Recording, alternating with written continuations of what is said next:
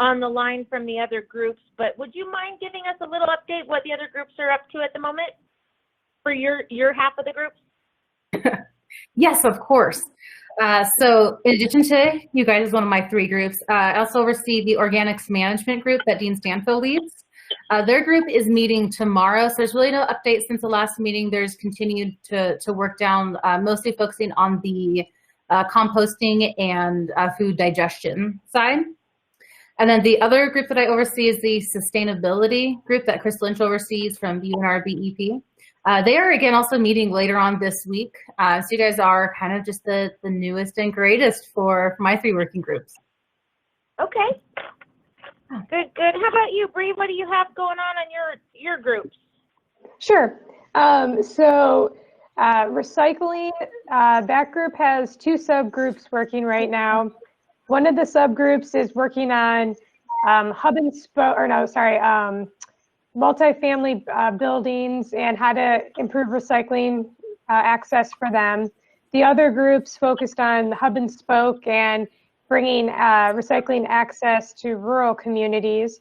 And I'm sure at some point, as they, talk about their ideas, that's probably something that's going to involve some sort of policy and regulation to be pushed to you guys. Okay. And so one of the subgroups met yesterday. The other one's going to meet later this week. So there'll be more on that probably closer to the end of the week. And then for source reduction, they, again, split up into multiple groups, but they're focused more on reducing single-use plastics, packaging, and I'm forgetting the third big, data gaps. And It seems like they're focused more on not policies, but working like more like outreach or getting other businesses involved. So I don't see a component yet with policy. There could be, but as of right now, I'm not seeing anything. And then the education group is focused on a website for the group. Great. Okay. All right. So before we move on really quick, as a follow-up to our previous meeting, Kayla helped us put together a little survey for the chairs to kind of gauge their feelings, if there was any policies that they thought were working well that they wanted to share with our group, but most importantly, if they had any projects or people within their groups that had direct funding needs for some of the ARPA funding and stuff that we were looking at. And what we found was, for the groups themselves, they were not yet quite in a position to identify what they needed funding for quite yet. And that's okay. And that's kind of where we were thinking that, this group being policy and funding, that the heavy lifting is coming for us. It's not quite here because, these groups are just now kind of finishing their storming and norming and are kind of getting lined out with what it is that they want to accomplish. So we unfortunately did not get much of a response in that regard on what they were ready for funding. So that's okay. But I will say, as groups are starting to formulate their ideas, one of the things that we had spoken about early on was, barriers or incentives to achieving what it is that we are trying to do as a group. And it's interesting because as some of these groups, or maybe even members within the groups, are starting to implement projects or ideas, these policy hurdles are starting to, or program hurdles are starting to surface a little bit. So it will be really interesting for us to start getting this menu of options and then identifying some of the hurdles in front of us. And then again, likewise, identifying some of the players that could help us bring these to light through the legislature. So that's kind of what we were talking about in the background based on those surveys. Kayla or Susan, did you have anything to add on that note? No? Okay. So I actually think this meeting is going to be kind of short because we got the results of the stuff back and we're waiting on other folks. But I will say that you know, we're also finding funding sources. You know, Kayla and some of the other folks were working on a project and we're finding potential funding sources. But then there's, you know, this fine print that keeps you from achieving what you need to do because you don't fit right in the box that the funding source is for. So we're running into some of those things too. And one thing that we thought this group might be able to do in the meantime is that, you know, if there is a funding source or a means of support needed for this group, that we would look at maybe, you know, providing some letters of support or making some phone calls or something to help these groups move forward and obtain funding if it was independent of what we're ready to do at this moment. So, and then I think I see Leo's on, but Susan oh wait, that was a different topic. Sorry, we chatted this morning and I'm trying to remember what was appropriate for today's call. Oh shoot, I'm sorry.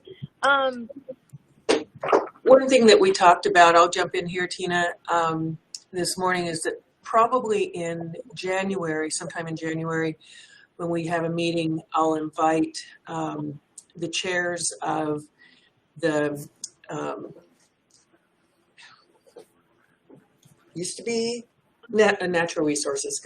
They had changed the name on me, but I will invite the chairs of the Natural Resources committees to join us because those will be logical committees for the bill introductions, and to have what I would seek is rather than individual introductions, but seek committee introductions of the bills. Tends to make them a little bit stronger. Not always, but sometimes. And I appreciate that approach, Susan, because I also think that it provides the opportunity for this group to get in front of those guys ahead of something dropping on their desk. Or, like, you know, our partners that organized this for all of us had brought to our attention that it gives also our legislators a group to bring those ideas to, so that we're not just writing policy in a vacuum, and we can help hopefully make that positive and work for all of us in the goal of a sustainable Nevada. So I thought that was a really good idea, and I feel like as you know, the holidays pass and everybody rolls their sleeves back up, we'll have quite a little bit more menu of option stuff. And I also think it was important, Kayla, could you also touch on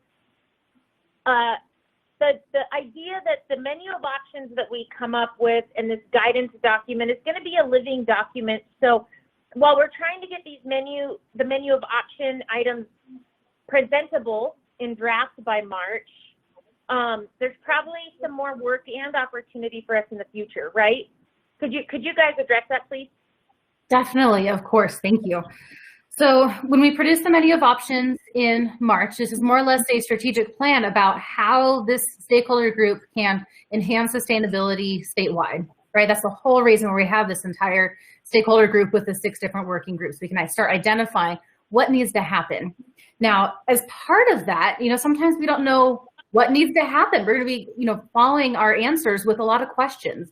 And so even though we're going to be, you know, producing this menu of options in March, it's still, as Tina said, it's going to be a living document, and we can do an annual update, a semi-annual update, whatever is going to make the most sense for this group, just to make sure that this is the best, most effective approach for the stakeholder group.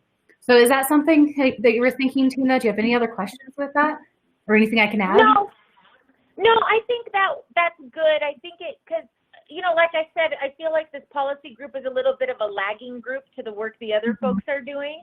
And I didn't want anybody to get discouraged that we're not going to have plenty of work ahead of us as these things come up, and that we can also continue to contribute to the success of the various working groups through this being a living document. So, definitely. And then that, so kind of, oh no, go ahead, please finish your thought. So, and to kind of add a little bit more to that, yes, you're very correct that this group is going to be a couple months lagging while the other working groups identify really what policy is needed to further their programs. But really defining of what's going to be this channel that we need to go down when you guys start receiving your different policy recommendations or requests or something of that sort. What do you want to, receive from the working groups, and how are you going to start funneling it to, as Susan said, the different chairs of the, legislative groups? What's going to be the best method that you guys can start dispersing this information as well? Might be something that you can touch on. Sure. Okay. I also wanted to see if anybody else who called in today had any other feedback in regards to, we were going to kind of look into some various policies or ideas or incentives that are working in other locations that we could potentially model or mirror or look at. And I was curious if anybody that's on the line had any thing that they wanted to share with us in regards to that at this time. If you do raise, Susan, is your hand raised? It is. Go ahead. So there, with the subgroup on the multifamily recycling and apartment complexes, there were some great links for some pilot programs that have been started that was shared with the group and went out. So I haven't gotten through all of that yet, but I also sent that on to the apartment association, the executive director of the apartment association, so that they can talk with their counterparts in other states. And they're also going to do a survey of all of their members here in the state of the apartment association, just to see what different ones are doing, and see if we can get a percentage of ones that are doing recycling on site and how that's working for them, because we know there are lots of issues with it. Okay. That's a good one. That's, that's the other thing. We did have a little offline talk about this too, in the case where, we have to look at it from top to bottom, sideways and backwards, to make sure that we're not creating a bigger issue, but that we're actually creating a solution. So it's good. I'm all in favor of including the industry in which you're targeting, because sometimes they actually have, some good ideas, and might have, if you get their buy-in, then it's easier to move these things forward. So I think that was a really positive approach. Anybody else on the line have any a 30-second view of their policy findings that did a little bit of research?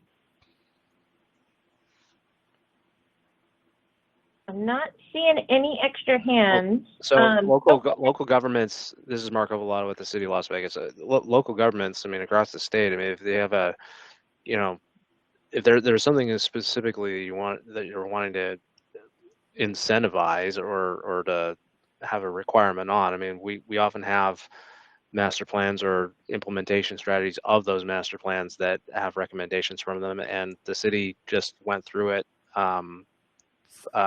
with our jurisdiction, and multifamily recycling was one of the ones that we wanted to do, but we'd have to figure out a way to do it in concert with Republic Services and our franchise agreement. There's other options, maybe scaling at different size commercial establishments, like grocery or grocery at a certain size, or retail at a certain size, like 10,000 square feet or above.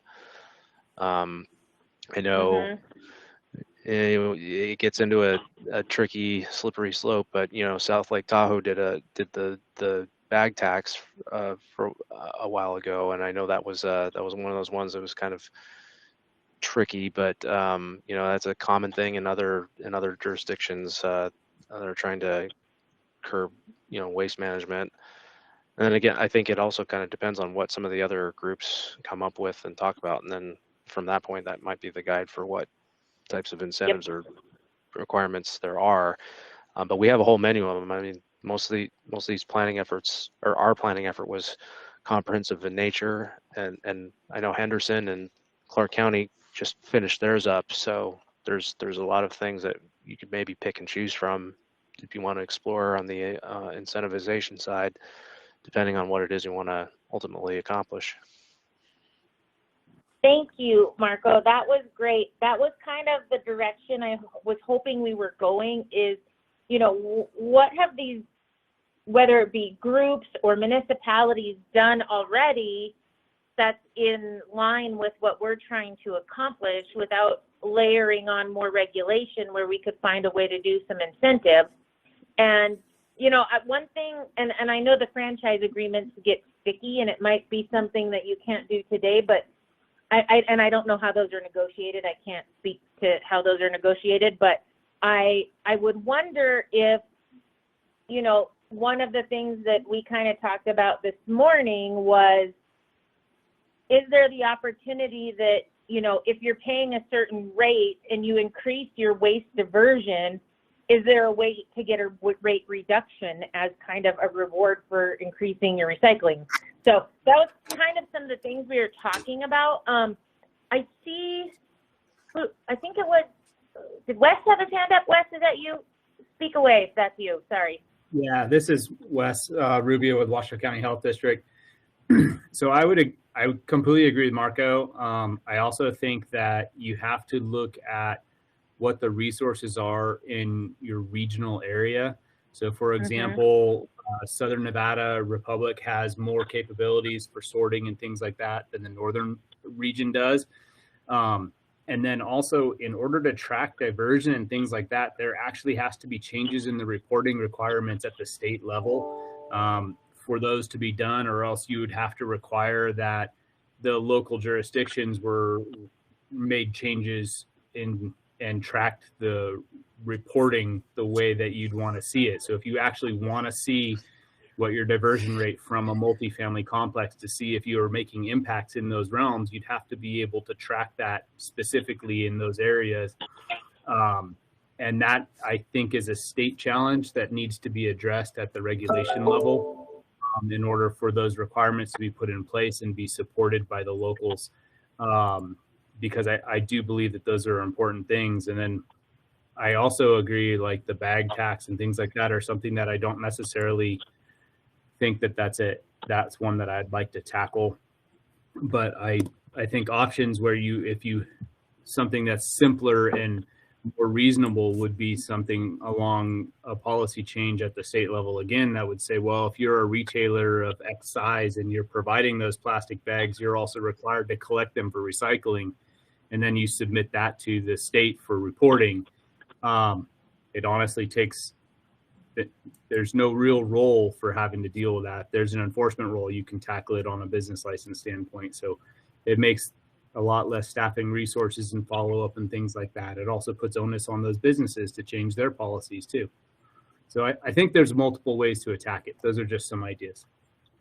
No, these are good, and these are the conversations we're needing to start having, right? As these things are starting to come to light, we need to understand, and I'm kind of taking notes of all this stuff, where the opportunities are and where the barriers are, but also where we can avoid redundancy. For instance, you know, Wes and Marco bringing to our attention that a lot of this planning's been done for the municipalities. So how do we, as a group, you know, basically pull the rope in the same direction? So that's very useful, and we will. Marco, are you and Wes, are you guys both on the recycling committee working group? No, I'm on the sustainability one with Chris. Oh, okay. So if we do have things coming forward, and we might want to tap into your thoughts a little bit individually, we'll reach out to you. I didn't want to be redundant by any means. So, okay, that's very good. I love it. Thank you. Okay, this is all good stuff. Now, I guess one of the things too that I'm kind of questioning is, and Wes, maybe you can help me understand this. And I guess we're spending a little bit of time on this one because we all know recycling's the big one, right? That one's going to be, everybody's kind of touched on it in some way or form. All the groups have. So I know that there's the state reporting system, and that's largely for recyclers and folks of that nature, right? Now, as a company though, I have the ability to request my invoices from my trash company, and I can see the total tonnage that we have thrown away and paid for and the amount of that was diverted. So and that would be a little bit, I guess, a little bit of responsibility on, you know, the trash waste company that I use. They'd have to provide those reports to the customers that want them, but it's obvious they do because I can get them, and that's how I track our waste diversion as a company. So would the amendment at the state level look like something like that, Wes, from your perspective? That, you know, say we'll just use my company for an example and fake like I'm a retailer, but let's say that I know that I have 6 office buildings and our annual disposal is, for round numbers, 100 tons of trash, but we diverted 30% of that to recycling based on our invoice. Is that enough? So this is Wes, and I'm going to preface this with I'm a local government guy and I'm a science guy.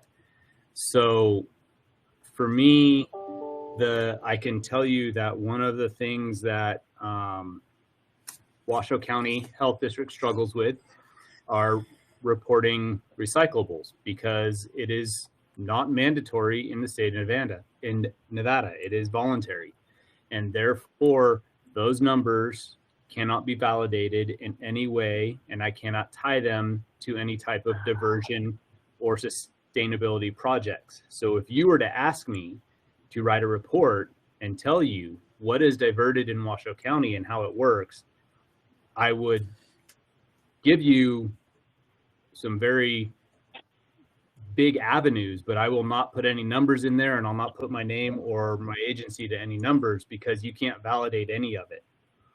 And so Sure. Until we get to a point where we actually have some sort of a reporting mechanism that we actually can validate or tie to or do something along those lines with, I think that's going to be one of the challenges that I believe that any of us, Marco can probably speak to it. I'm sure his board is the same way. They probably want information on what is this. Susan and I were in a meeting yesterday, and I flat out told her my board is asking me for this, for specifics on how do you what do we need to do to increase multifamily recycling, and I can't answer that.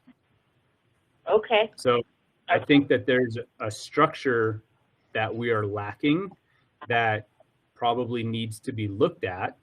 I don't necessarily think it needs to come in the place of a whole bunch of laws or regulations, but I do believe that there's going to need to be some modification to how we collect it and how we do it in order to be able to provide the information that everybody wants, because it all circles back to what is recycling.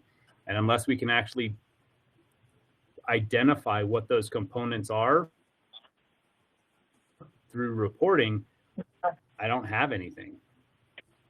That makes Yeah, sense, because I think about when our recycle bins are picked up, right? They're weighed and then dumped into the truck, and that's how it's kept tracked. But if we're improperly recycling, we're probably getting credit for that. But when it gets to the sorting facility, it gets kicked off the line, and we did because we check it. But, some companies that, for instance, in Truckee Meadows, that bag all of their recyclables, that all gets kicked off the line. So you got credit for it on your end for recycling because they weigh the dumpsters, but when it gets to the recycle facility, it actually went to the trash. So I see what you're saying, and I see where those caveats or hurdles are. Marco, you were going to say something and I cut you off. I apologize. No, it's all right. We amended our franchise agreement with Republic,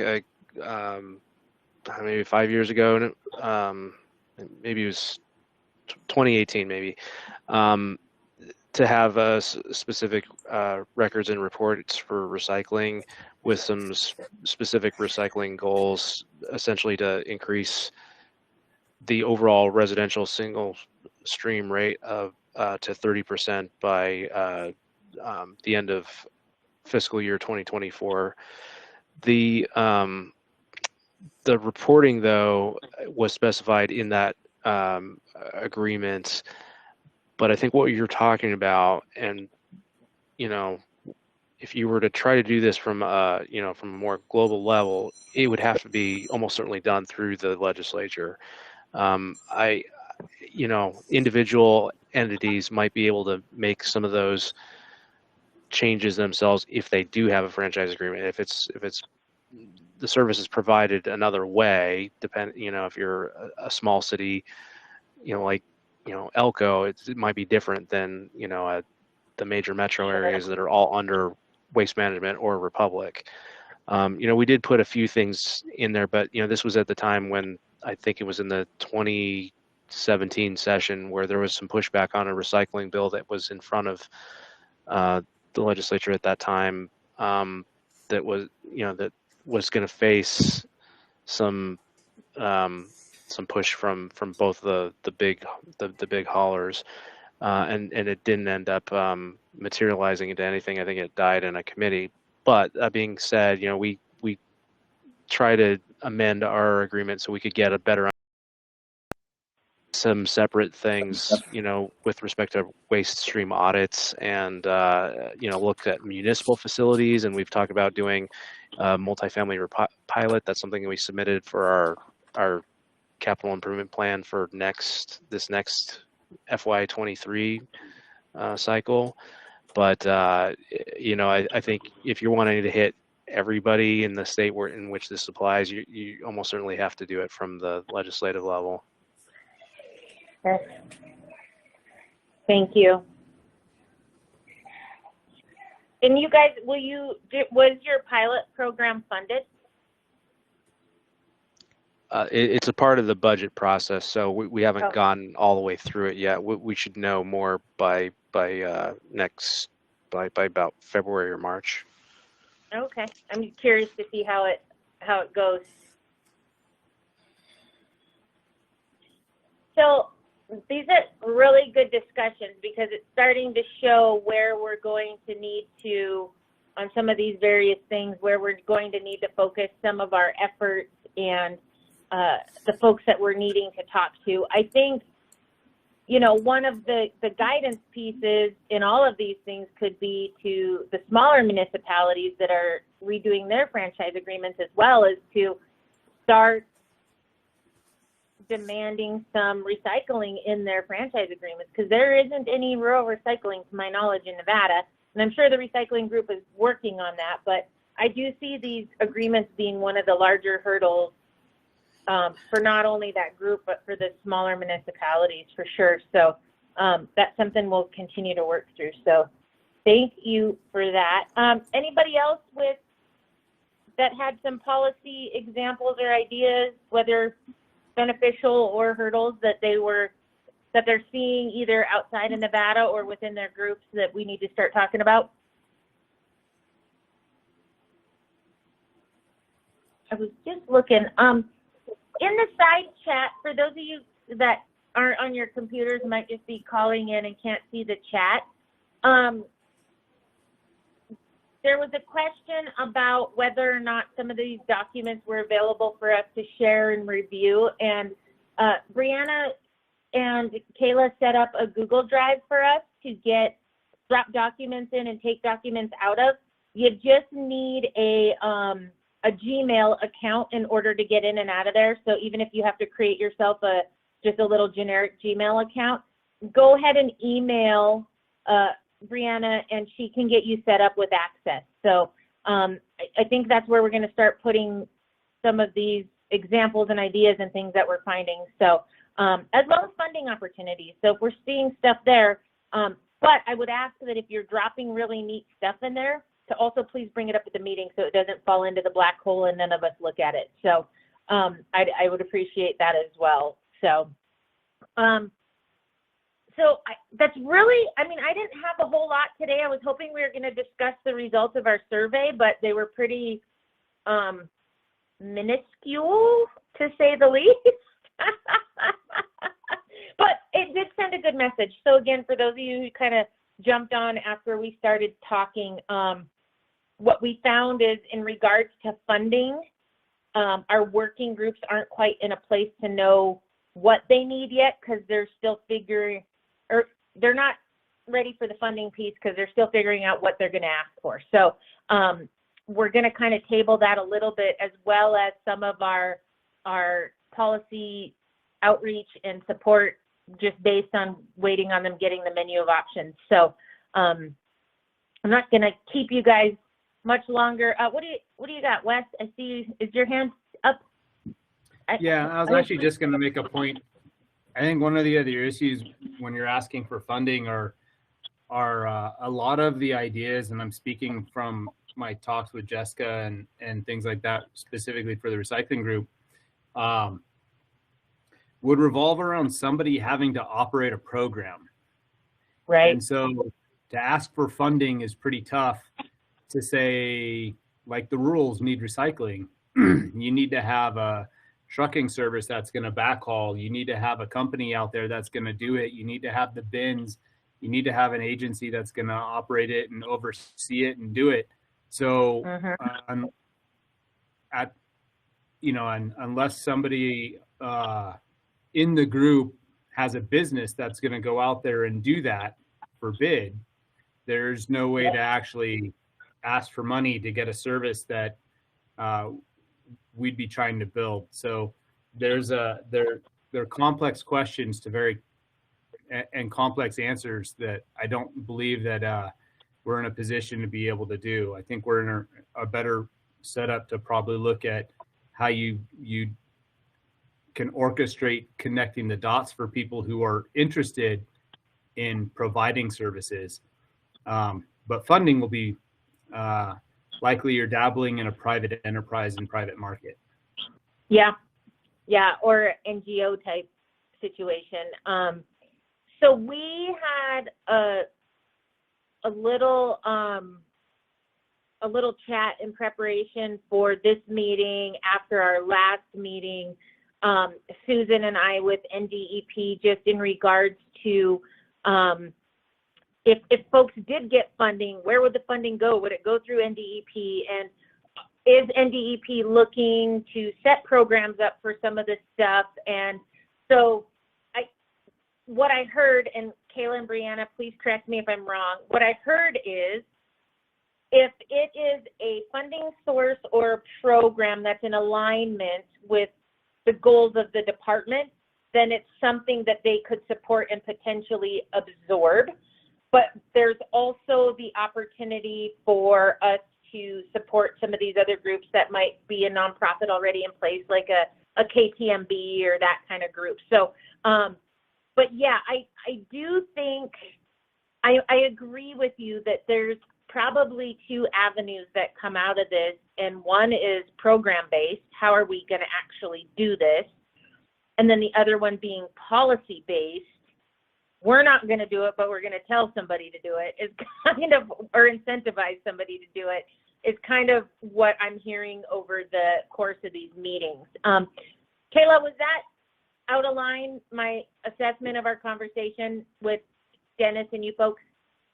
Yeah, no, I think that's pretty close to on point. It's just figuring if there's somehow that we at NDEP can help and assist. We're more than ears. The funding can go elsewhere. It's whatever is going to make most sense with that funding source. It's like being able to get some EPA grants potentially that have to flow through the state, whereas other funding sources may be able to go directly to a nonprofit. So I think that would be kind of a case-by-case discussion to see what's going to make most sense and benefit everyone as a whole. And everyone has different projects coming out of it. Yeah.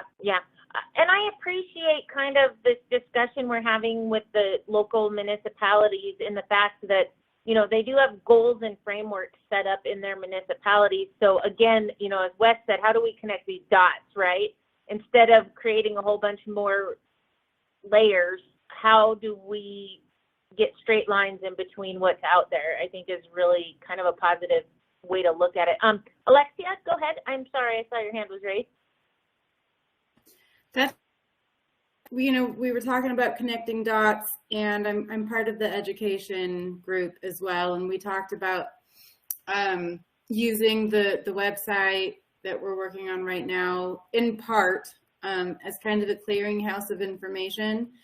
So I wanted to bring that to the attention of this group. That could be a place where, you know, links to grants or funding or anything like that could be kind of parked, and anyone who's involved in sustainability can know that they can go to that website to find more information about that to fund their own programs. As well as the state of Nevada has an office, a Nevada Grants Office. I think that it's parked in the governor's Department of Economics or something like that. And that would be another really good kind of clearinghouse for that information. And while that's not, you know, us, whatever us is necessarily funding anything, it could definitely be gathering information and putting it in an easy to shop, one-stop shop place. I like that. And what I envision too is for, you know, these areas where the master planning's been done or policy's been laid and they're, you know, they've got pilot programs going. This is stuff we could share there so that, you know, if Reno wants to see how Las Vegas is implementing X, or Winnemucca wants to see how Elko's doing something as far as source reduction or recycling or air quality, whatever it might be, I think would be super cool to see. And I think I remember hearing that website will be hosted through NDEP, correct? Okay. So that would be much like our menu of options would be kind of a working page with regular updates and information, et cetera, just like where our document is going to be a living document and kind of morph with the times, have you? I think that's cool. Okay, good. Thank you, Alexia. That's good stuff. With that said, does anybody else have any other items that we didn't cover? I think for the next meeting, what I'm going to try to do is maybe Kayla and Brianna could help me, and we could look at kind of the key items that are coming out of each group. And we could maybe, I'll try to attend those meetings. There's a lot for me to attend all the time, but I try to listen in when I can, just so we can start bringing these conversations to light like we did the multifamily recycling discussion today. Like, so we identified some opportunities, some, you know, Vegas might have a pilot program going. We identified some hurdles, which are the franchise agreements. So I think they all deserve equal discussion and consideration as we move forward. So if it's okay with Brianna and Kayla, maybe right after the first of the year, we'll have a little meeting just to touch bases so I can have a little bit of a more forward agenda for these folks. And from that, I think maybe what we could do is identify places where the dots are already laid and how we might be able to connect them. How's that sound? Okay. Susan, I'm sorry, Kayla, I keep cutting you off. I ask people for input and then I cut them off. I apologize. Okay, I also did the whole hand raise. Do you not raise your hands? It's I know. Don't forget, we also have the entire stakeholder group meeting coming up, I want to say on January 19th, where we're going to be able to hear all of the chair and co-chairs, you know, more in-depth updates. That way everyone can kind of hear that, you know, 30,000-foot little snapshot of what's going on across all working groups. So also keep that in mind. That'll be really helpful. That will be super helpful for this group. I think that'll be super helpful for this group. So, okay, very good. And I really appreciate everybody's input today. This is good discussion, and I feel like we're going to keep swimming and we're going to get to where we need to go. Susan, did you have anything you wanted to add before we start to wrap up? I do not. Okay. So we will kind of keep today short and sweet, and we do have a meeting in January, and I'm wondering if we should not bump it. So we've been meeting the first Tuesday of the month, and I'm just wondering if we shouldn't bump just January till after that. Well, I guess that'll bring us to February. Because I don't know how much is going to get done over the holidays is all I'm thinking. So I'm wondering if there's any preference on having the January meeting at the beginning of the month, or if we just want to knock it out in February. After we know what This is people are Alexia. doing. I'm just going to jump in. I know, a lot, well, I am. I don't know about everyone else, but I'm on a couple of the other groups, and we have a couple of meetings coming up still. So I'm just saying, keeping the date that we have already in January probably isn't a bad idea, because I think at least it'll give us kind of an idea of what to expect on the 19th and maybe help us prepare, for this group anyway, we might like to present to the larger group. Yep, that's fair. I think that's good. And if it's short, it's short. If it's not, it's not. That's good. Okay, we'll keep the regular meeting. And then I just wanted to let everybody know that I do feel after this group meeting in January is when we're going to really start to kind of hit the ground running. So we might have to do a couple short meetings every other week or something to keep the ball rolling, depending on what we get out of their progress. So that might be coming in the future. It's not here yet, but I have a feeling after that January meeting, we're going to have a little heavy lift to get to March. So that said, then I will chat with you guys again at the beginning of January. And again, ideas, hurdles, all the things, let's try to get them in that repository, and we'll kind of go through them and take a look and maybe highlight some of the good things. One last thing. We had talked about if it's useful for this group to maybe have some presenters on some cool things that are happening, like cool businesses that are coming to Nevada or things like that, to maybe just do a quick 15-minute presentation about what they're out or what they're doing and maybe why they chose Nevada, so that when we're speaking to other potential companies, we can understand what brought them here. So is that something you guys think would be worth your time? Just that, if we just had them do a 10, 15-minute presentation? Yes. Okay. We could try it. Let's try it for the next meeting and see how it works. And if it doesn't work, then we'll go back to the way we were doing stuff. But we'll give them, maybe what we'll do is we'll give them the floor for the first 15 minutes of our meeting, and then we'll let them drop off, and then we'll keep our meeting going so that we don't have to have our presenters. They're welcome to join us, but they don't have to sit through. So, yes, please, I'd like to present. Oh, great. We already have presenters. Look at this.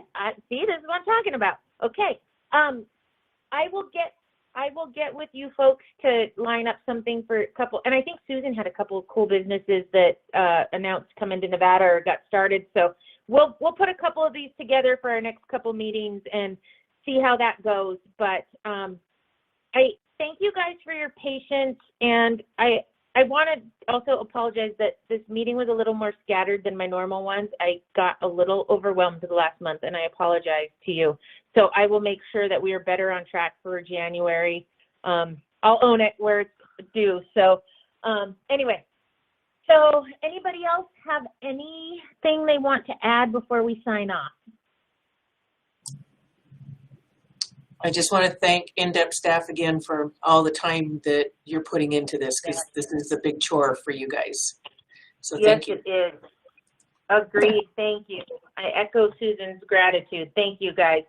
Okay, well, with that, everybody have a happy and safe holiday season, and we'll chat in January, except for Kayla, Brianna, and Susan. I'll be chatting with you in between, but otherwise, you guys have a great holiday. And thank you all for your time today. Talk to you soon. Thanks, everyone. Happy holidays. Thank Bye. you.